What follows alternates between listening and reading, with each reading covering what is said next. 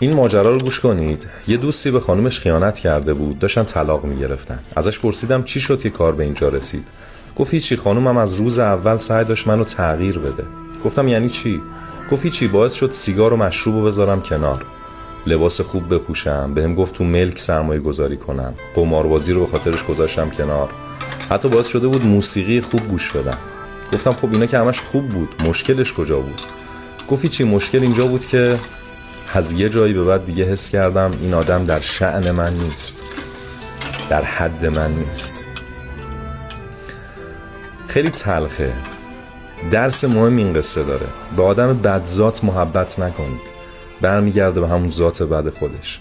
و اینکه بدترین نوع خیانت اینه که یه آدمی همه هم و غمش رو بذاره رو پیشرفت ما. وقتی تبدیل شدیم به یه من بهتر، اون من بهتر رو با یه آدم دیگه ای شریک بشیم.